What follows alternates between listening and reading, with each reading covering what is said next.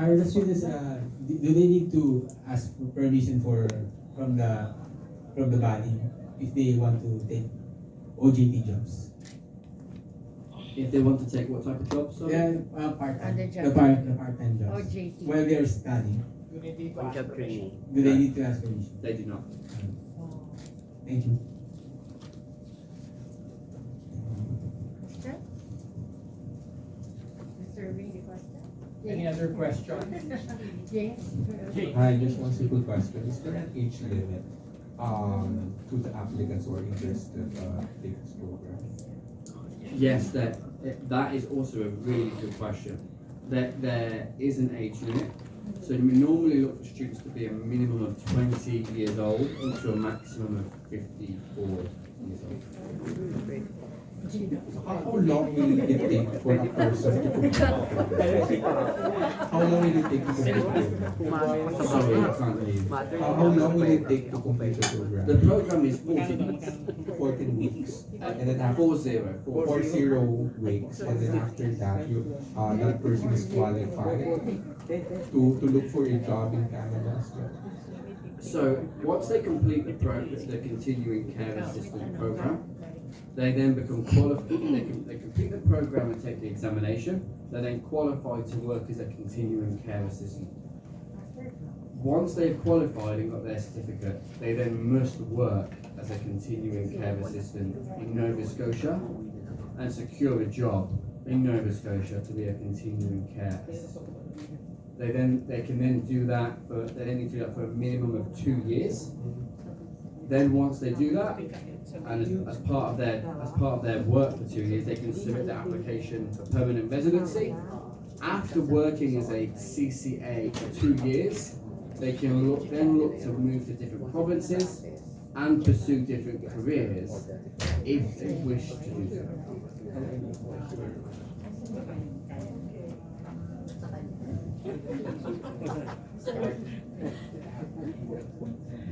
Any other question? Any other questions? No? Na-discuss na kasi halos lahat kami. They said they discussed almost everything. Andy, I have a question. What's the variance in terms of income of a caregiver in Nova Scotia as against other provinces? Yun din. It's actually a really good question. In other provinces, there isn't as much of a skills gap compared to what there is in Nova Scotia. Actually, Nova Scotia has the oldest population in Canada, and it's getting older. And it has the biggest skills gap in care. Now, in Toronto and Vancouver, wages are slightly higher, but the cost of living is relatively higher than the rate of income. So actually, in Nova Scotia, the relative income for a caregiver and relative cost of living is much better, meaning that students, once they graduate, have a higher rate of disposable income. Another question. For example, if the caregiver already has experience here or has undergone some level of professional training because the government has offered this training program, would this add value for them studying? It would definitely add value. So particularly when students are going through the interview process and the admissions process, the admissions team and the college team who conducts the interview will be looking for, why do you want to become a CCA in Canada? The students to be able to say, well, I have trained locally in a similar field, that adds significant credibility to their interview and means they are far more likely to be successful in their interview and to be admitted. Unfortunately, in the Canadian regulation, they must still train to be a CCA because that's the qualification that is mandatory to work in care in Canada. But by having already trained locally in the Philippines, that will be looked on very favourably as part of the admissions process, and for students to mention that as part of the interview means they have a much greater chance at being admitted. We have one question from Melvin of News Bites. Hey Andy, welcome back.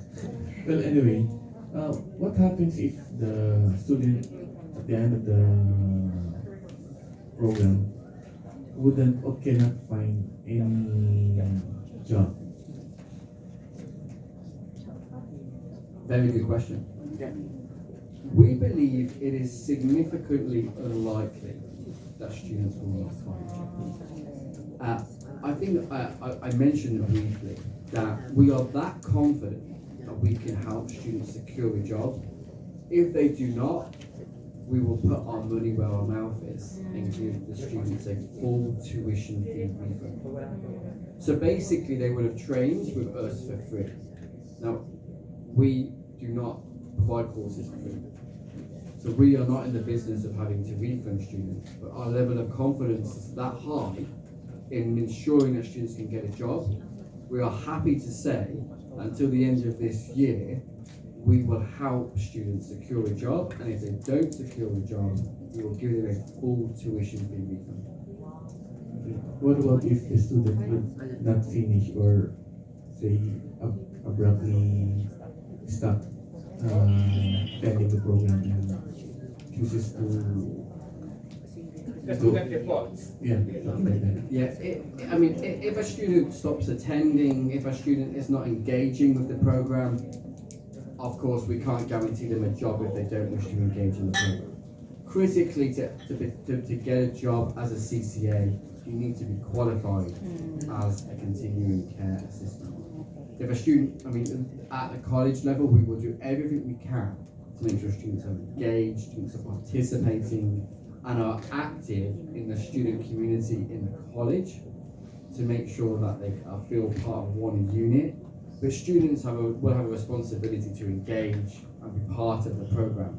We can only guarantee that they will get a job and put our confidence in them getting a job if they actively participate in the program.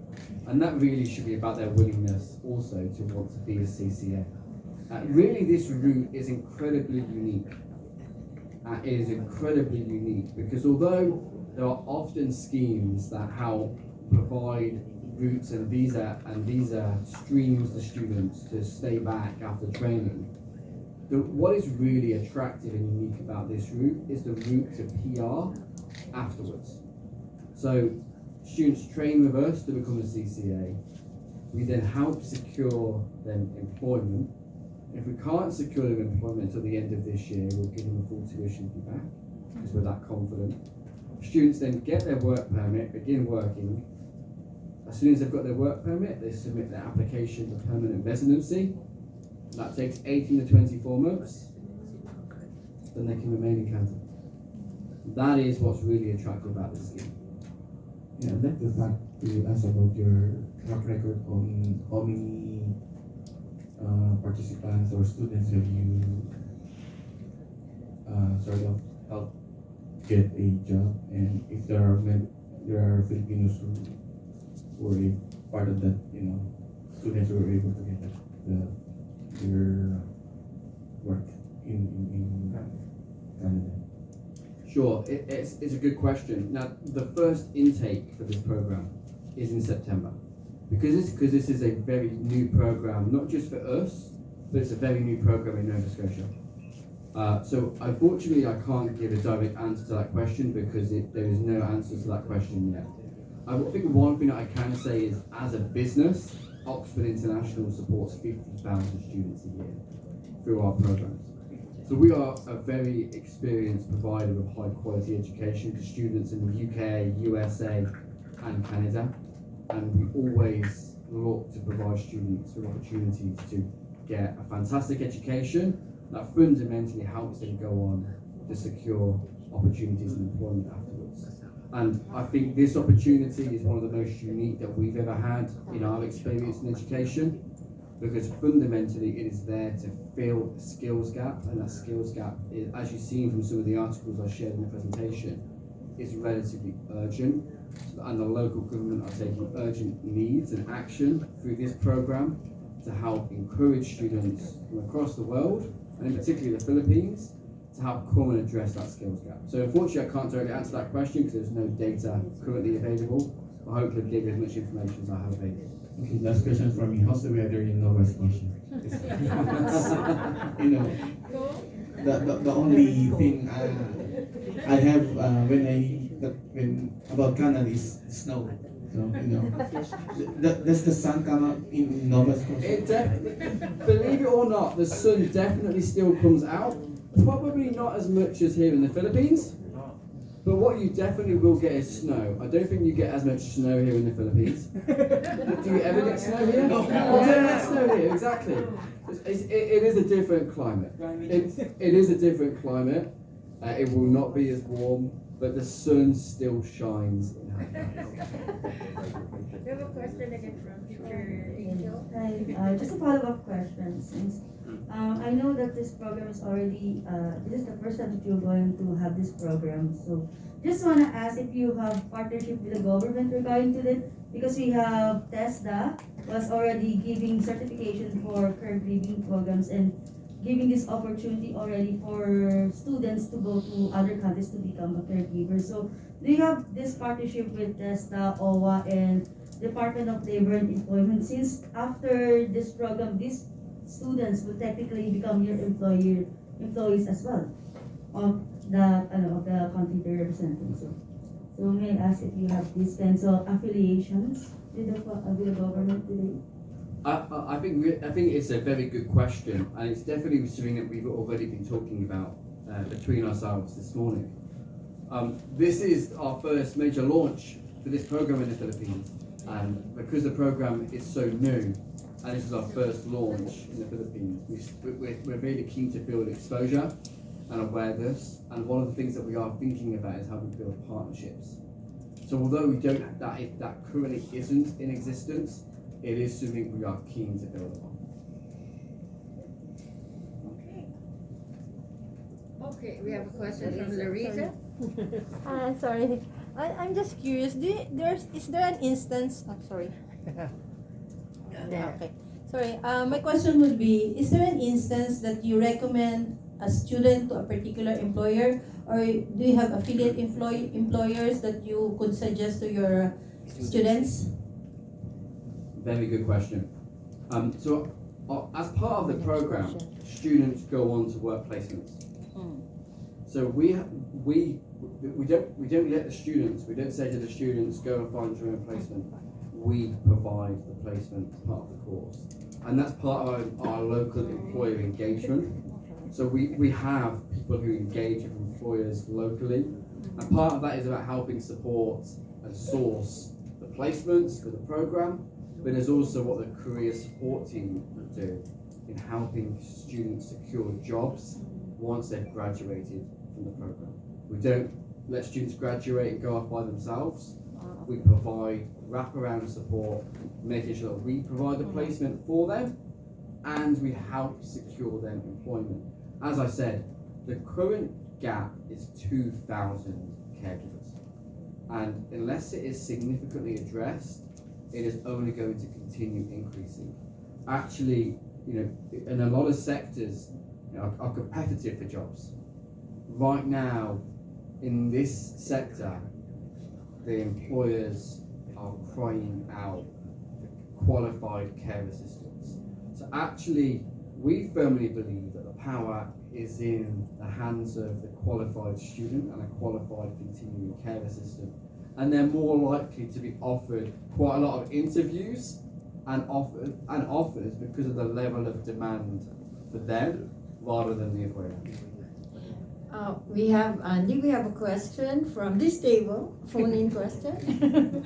If the 20,000 fee can be paid in installment basis, I think. Are you interested? There is opportunity for the fee to be paid in 2 installments.